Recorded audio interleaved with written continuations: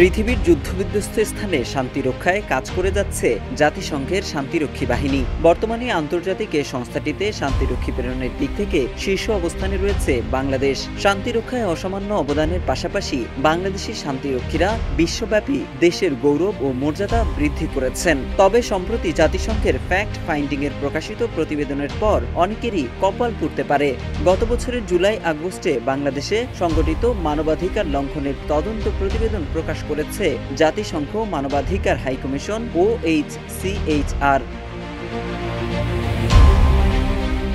জাতিসংঘের fact finding মিশনের প্রকাশিত প্রতিবেদনে বলা হয়েছে, যেসব সামরিক বা পুলিশ সদস্য র্যাব, ডিজিএফআই বা ঢাকা মেট্রোপলিটন পুলিশের গোয়েন্দা শাখা অথবা বিজিবি ব্যাটালিয়নের সঙ্গে যুক্ত এবং 2024 সালের মানবাধিকার লঙ্ঘনের সঙ্গে জড়িত ছিলেন, তাদেরকে জাতিসংঘের শান্তিরক্ষী মিশনের জন্য মনোনীত করা হবে না। প্রকাশিত প্রতিবেদনে বাংলাদেশ সরকারকে নানা ধরনের সুপারিশ করেছে মানবাধিকার হাইকমিশন।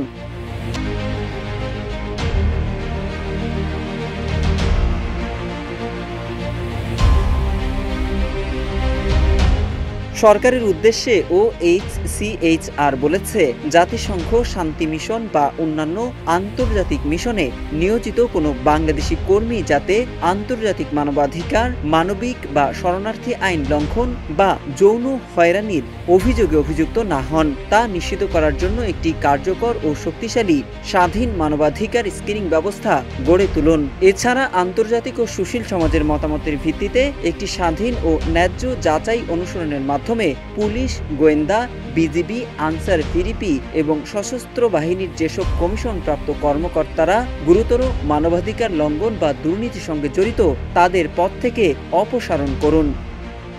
মোহাম্মদ সাইফুল ইসলাম, ইত্তেফাক।